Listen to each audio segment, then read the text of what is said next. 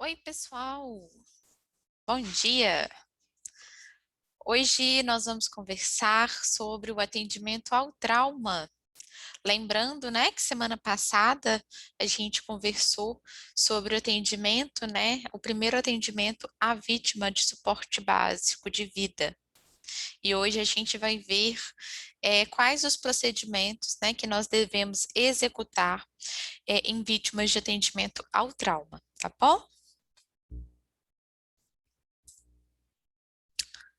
Bom, qual avaliação e atendimento inicial a gente vai seguir para a vítima de atendimento ao trauma? A primeira coisa que a gente viu é o que, gente? Verificar a segurança, tanto da equipe, né, quanto a do paciente. A segunda é avaliar a cena, a situação, tá? Então, em que situação eu me encontro? É uma vítima de moto, é uma vítima de carro? É uma vítima de afogamento? É uma vítima que caiu de um andar? Né? Qual a cena que eu encontro ali naquele momento, tá? A segunda etapa é a abordagem em si da vítima. Então, aqui a gente vai seguir o ABCDE, tá? A gente vai ver quais que são essas etapas. Etapa A, tá? A gente vai verificar as vias aéreas com proteção da coluna cervical, isso é muito importante, tá? Para atendimento ao trauma, é a coluna cervical, a gente proteger, né, o risco aí, evitar o risco de qualquer rompimento aí dessa coluna. A primeira coisa, então, letra A, vias aéreas com proteção da coluna cervical. Letra B, a gente vai verificar a respiração e a ventilação desse paciente. Então, proporcionar, né, uma ventilação adequada para esse paciente nesse primeiro momento vai auxiliá-lo aí evitar, né, qualquer efeito colateral posterior. Letra C vem de circulação, né, com controle de hemorragias. Então, a gente vai ver também que o controle da hemorragia é muito importante, né, em vítimas de trauma. Letra D, incapacidade, estado neurológico. Então, a avaliação neurológica desse paciente também é uma da quarta etapa aí que a gente tem que seguir, tá? E letra E, exposição da vítima prevenindo hipotermia. Vamos ver cada uma? Então, a primeira coisa, né, manutenção da via aérea. Então, é muito importante a gente fazer a manutenção da via aérea desse paciente. Então, a primeira coisa, né, gente, ó, a gente vai fazer o quê? A proteção cervical. Vocês vão ver num vídeo que eu postei para vocês de material complementar, que o socorrista, ele sempre faz esta estabilização aqui da coluna cervical, né, por trás do paciente, tá? A segunda coisa, né, é a desobstrução da via aérea, então a manutenção da via aérea. Se tem dois socorristas, um está aqui estabilizando a coluna cervical desse paciente e o outro está verificando a via aérea, ok? É muito importante o que, gente? Que a gente consiga proporcionar para esse paciente, né, é, a ventilação, né, adequada. A gente vai ver que na vítima de trauma, a gente não pode o quê? Levantar o pescoço, tá? Porque quando a gente faz isso, né, geralmente para ambusar um paciente no ambiente intra-hospitalar, a gente corre o risco que de deslocamento da coluna, tá? Então aqui a gente mantém, né, o paciente nessa posição. A gente não faz o quê? A elevação do aumento, tá? Bom, o objetivo, então, né, da manutenção da via aérea com proteção da coluna cervical é sempre assegurar a permeabilidade, dessa via aérea. Sempre procurar identificar sinais de obstrução. O que pode ser sinal de obstrução que a gente tem que considerar, gente?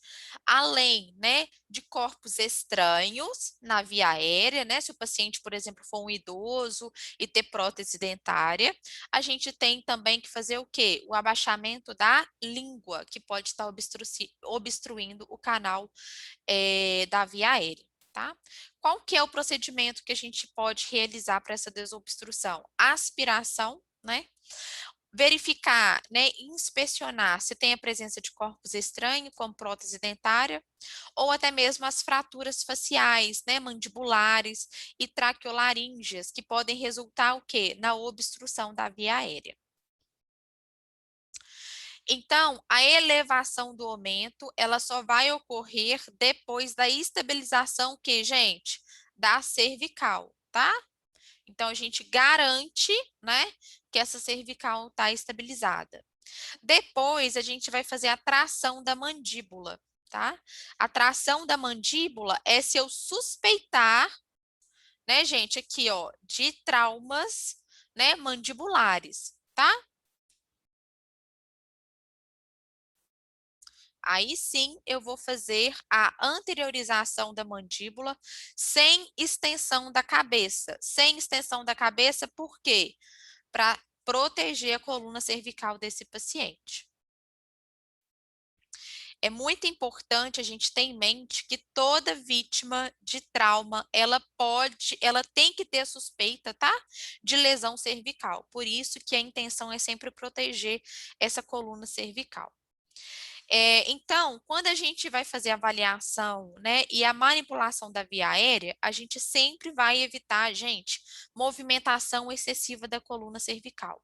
Por isso que é sempre importante, se tiver dois socorristas, uma pessoa sempre segurando essa coluna cervical, se a gente não tiver colocado ainda o colar cervical. Então, a cabeça e o pescoço não devem ser hiperestendidos, hiperfletidos ou rodados com o intuito de estabelecer ou manter a via aérea. A gente sempre vai proteger, então, essa coluna cervical com dispositivos apropriados para a gente realizar essa imobilização. Se for necessário, né, a retirada do dispositivo de imobilização cervical, a gente sempre vai encarregar de imobilizar manualmente a cabeça e o pescoço, mantendo-os alinhados. Então, olha, aqui a gente tem alguns colares cervicais, tá? Eles são também, né, distribuídos por cores em relação ao seu tamanho. Se eu não tenho esse dispositivo, eu vou pedir para uma pessoa, né, se encarregar de manter a coluna cervical alinhada ao pescoço, né, a cabeça alinhada ao pescoço, tá? E se porventura, né, esse paciente não puder utilizar o colar cervical também, então eu sempre vou manter alinhado, né, manualmente a cabeça ao pescoço.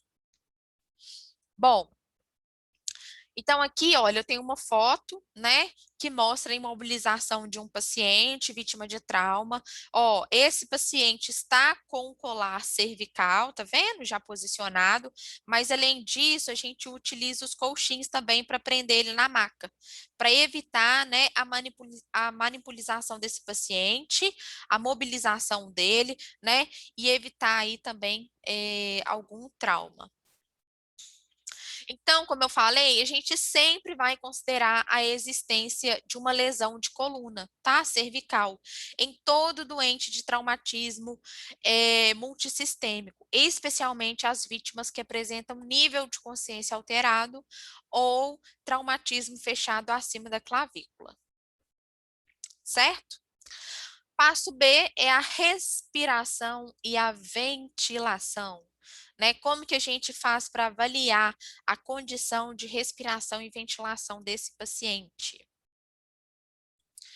Primeira coisa, a gente vai ver, ouvir e sentir, tá? Como que a gente faz isso? A gente verifica a permeabilidade da via aérea por si só.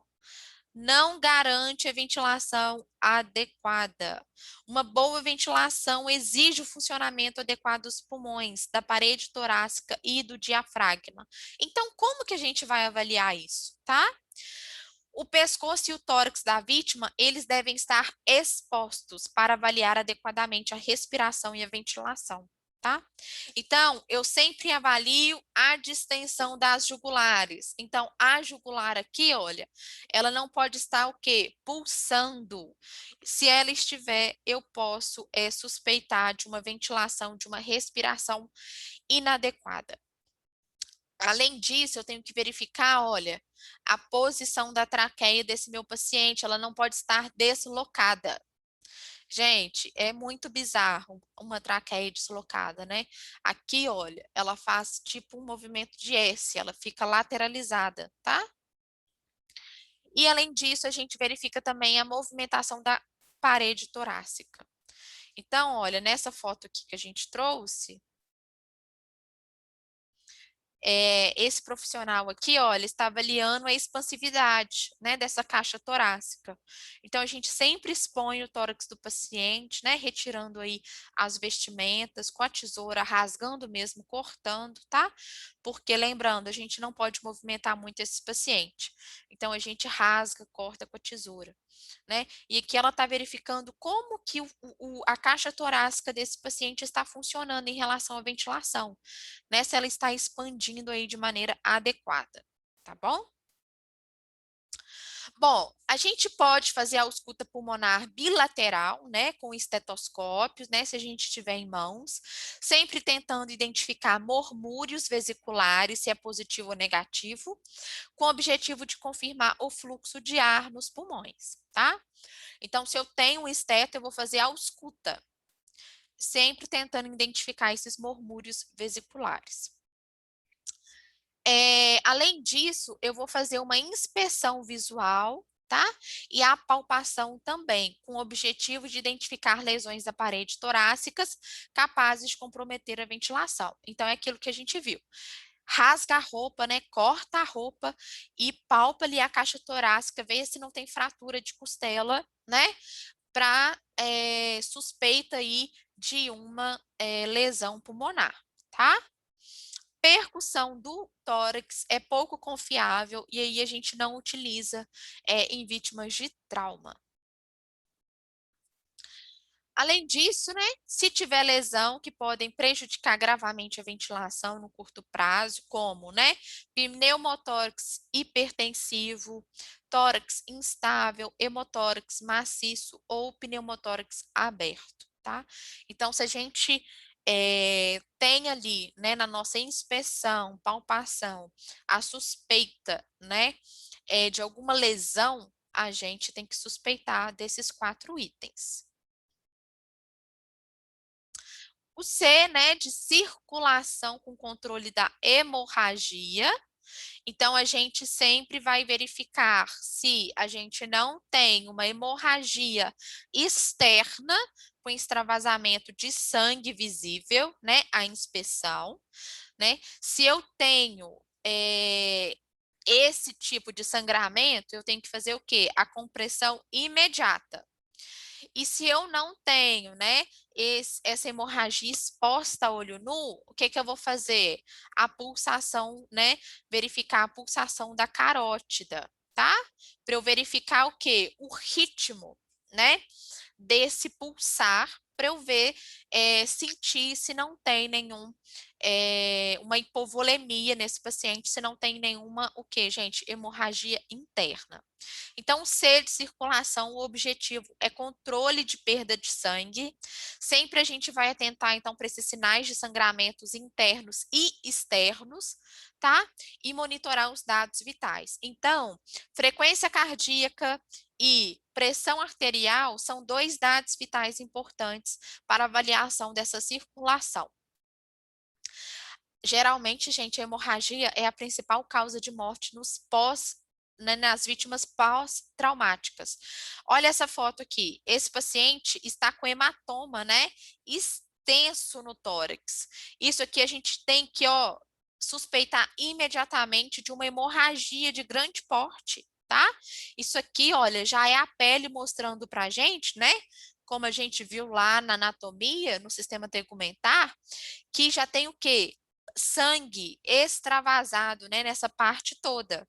Então, isso aqui, olha, é um sinal de hemorragia interna.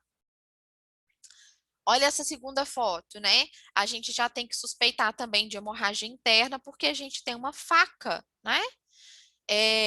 Aqui no nosso tórax, né? A gente não sabe que estruturas essa faca pode ter rompido, mas, né, gente? A gente sempre pensa no pior, tá?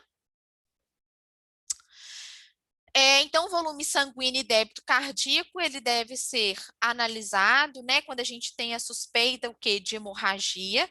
Então, a gente vai identificar essas hemorragias e contê-las é fundamental. Se a gente pode comprimir, né, a gente vai comprimir. Então, a baixa da pressão arterial, que é a hipotensão em vítimas de trauma, ela deve ser considerada relacionada à perda volêmica, à hipovolemia. Pressão baixa, gente, é perda de sangue, ok? Em vítimas de trauma. Então, os elementos clínicos que oferecem informações importantes da volemia do paciente é o nível de consciência, cor da pele e pulso. Paciente, gente, que já perdeu a consciência ou que está confuso, é o que? A baixa oxigenação, tá? E além disso, é a baixa da circulação. Então, a gente tem que suspeitar disso.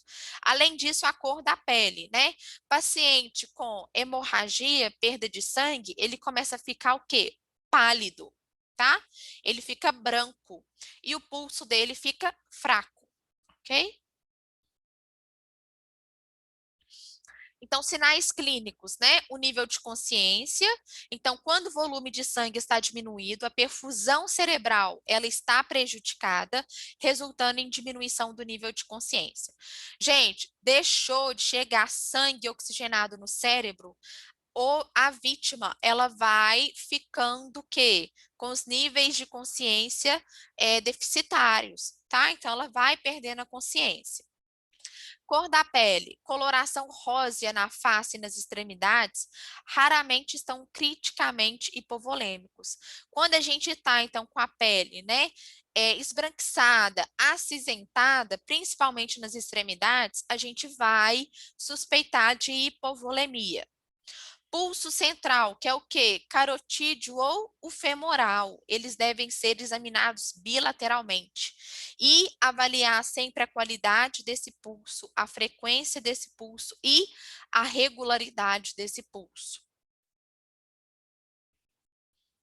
Quando eu meço a frequência cardíaca, né, desses pulsos, eu vou considerar o paciente taquicárdico quando ele estiver com a frequência cardíaca aumentada, ou seja, acima de 100. Normocárdico, quando ele estiver com essa frequência cardíaca, né, de pulso, entre 60 e 100. E bradicárdico, quando ele estiver com uma diminuição dessa frequência cardíaca, tá? E do pulso, quando ele estiver com ela inferior a 60. O ritmo, eu sempre vou avaliar o intervalo entre os batimentos, se é igual ou diferente. Aí, né, eu vou dizer se ele é rítmico, se ele é arrítmico ou disrítmico. Quando que ele é arrítmico ou disrítmico? Quando o intervalo entre um batimento e outro é diferente.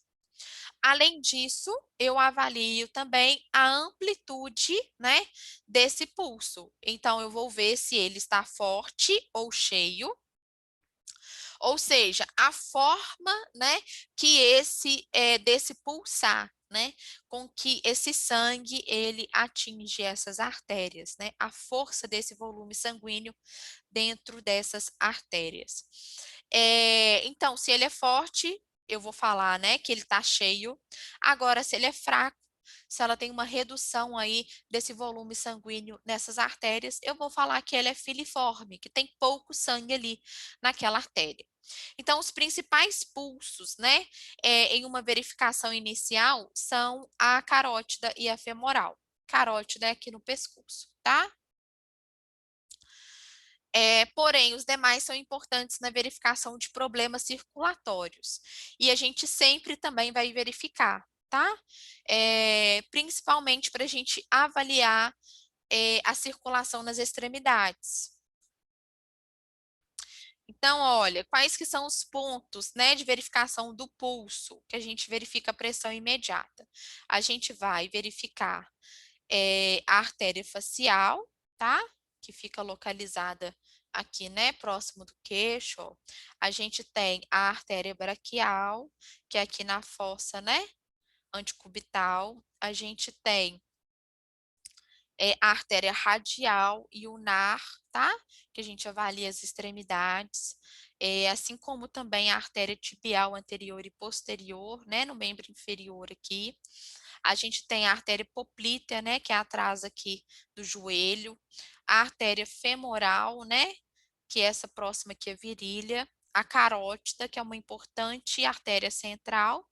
E a artéria temporal, que é próxima aqui ao pavilhão auricular. Bom, e a disfunção neurológica, né? A gente vai utilizar para fazer essa avaliação a escala de coma de Glasgow. Ela visa avaliar o nível de consciência da vítima pela resposta verbal. E ela avalia também o tamanho e a reatividade das pupilas, sinais de lateralização, abertura ocular. E o reflexo motor, avaliando sempre o nível, né, de lesão da medula espinhal. Então, a escala de Glasgow, ela sempre vai verificar, né, todos os fatores que interferem com a comunicação e a cavidade de resposta e outras lesões. Ela observa, né, a abertura ocular, todos os comandos e movimentos que nós solicitamos que o paciente realize. Além disso, ela estimula, tá?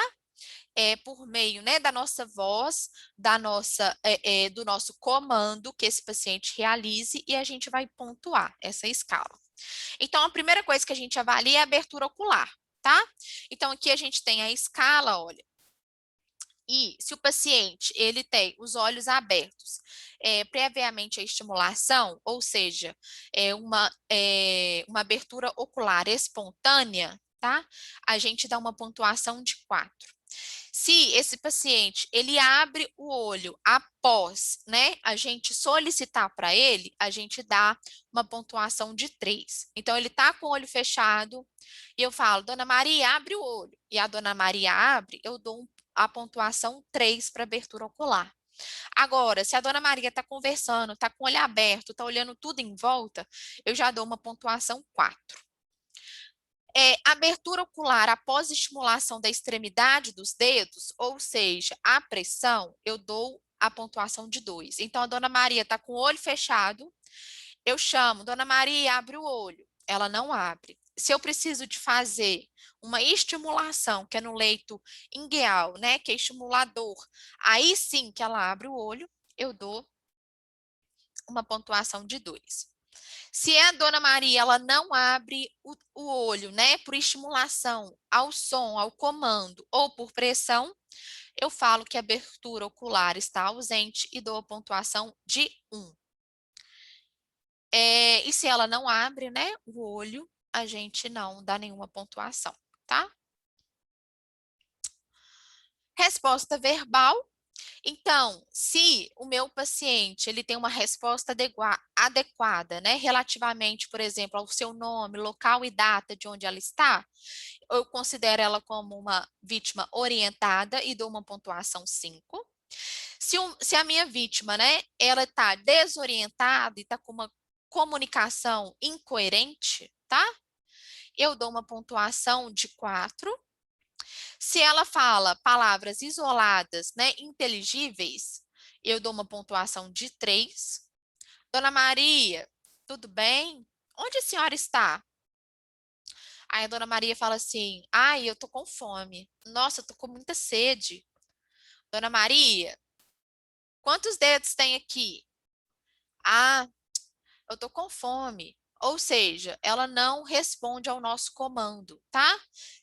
Palavras isoladas, inteligíveis. Então, a gente dá uma pontuação de 3. Apenas gemidos. Dona Maria, tudo bem? Não fala, né? Ela geme, tá? Ela emite sons. Eu dou uma pontuação de 2, tá?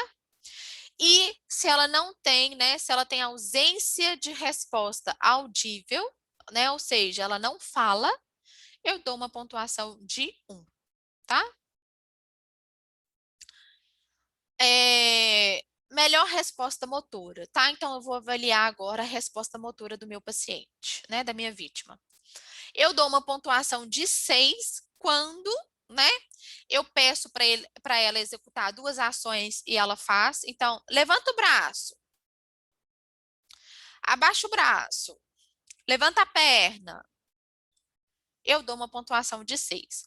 Agora, se ela faz uma elevação da mão acima do nível da clavícula ao estímulo da cabeça ao pescoço, ou seja, localizadora, eu dou uma pontuação de 5. Exemplo, eu faço um estímulo, né, no externo, que é o estímulo doloroso, tá? E ela vem, né, para retirar a minha mão, para eu parar de estimular, aí eu dou uma pontuação de 5.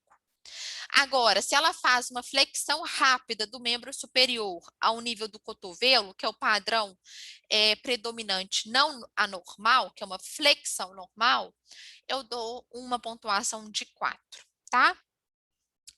Ou seja, ela não consegue executar a minha ação, né, que eu solicito, levantar, por exemplo, o braço acima da cabeça, mas ela consegue, ela está deitada, ela consegue fazer esse movimento aqui com a mão, tá?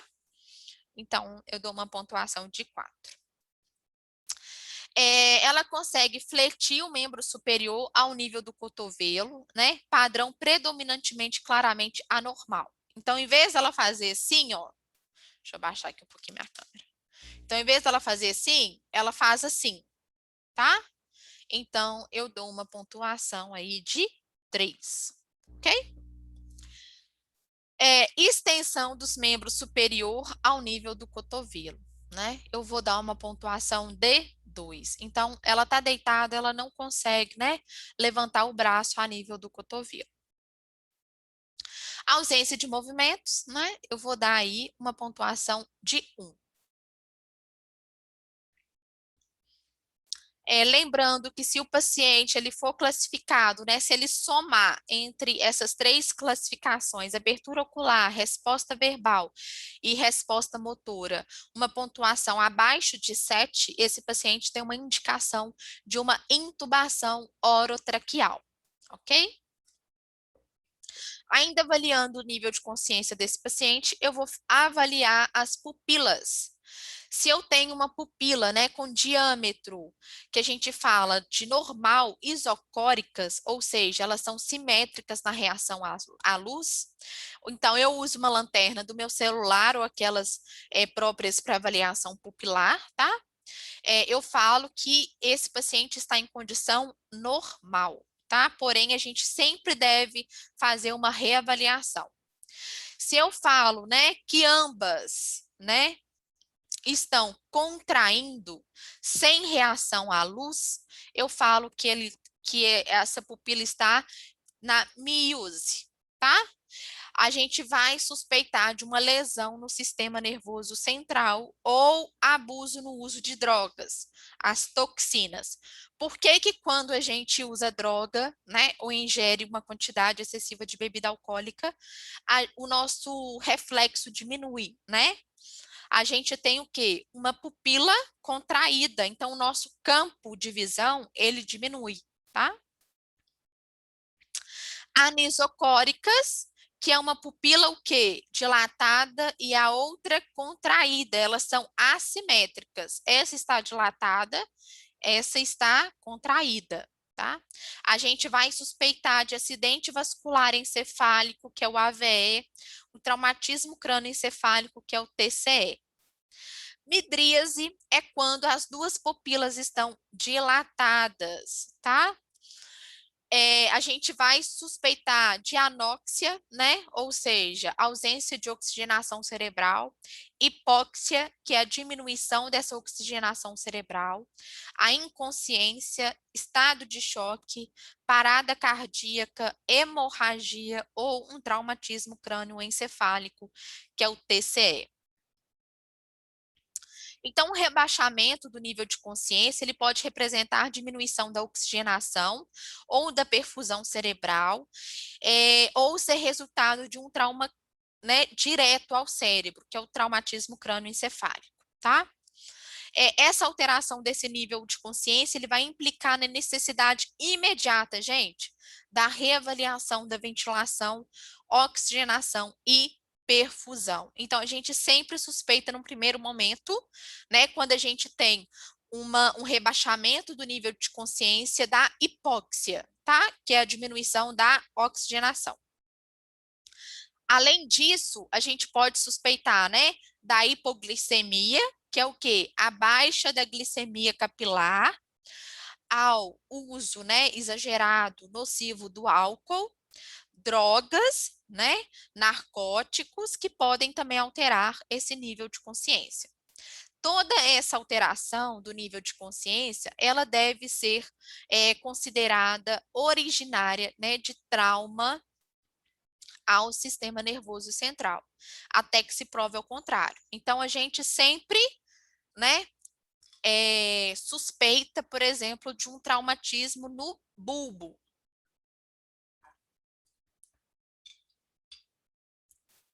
que é responsável, né, gente,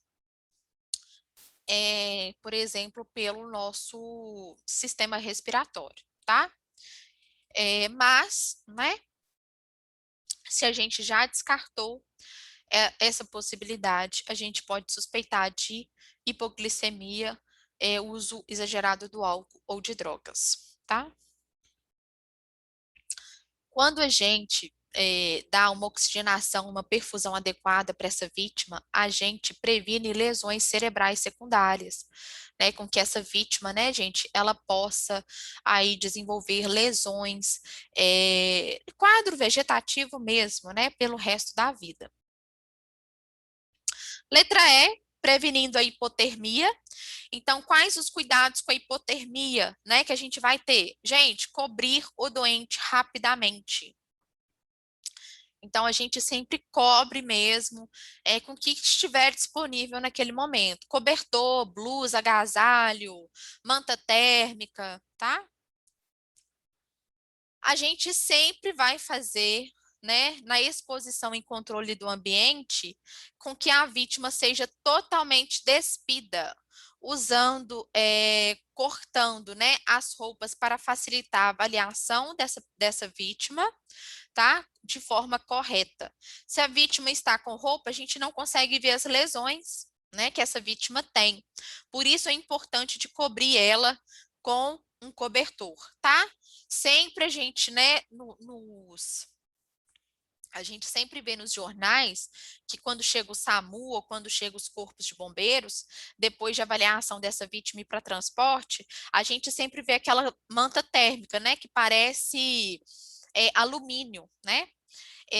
São esses cobertores aquecidos, tá? Que vai prevenir o quê? A hipotermia, vai garantir a temperatura corporal dessa vítima, tá?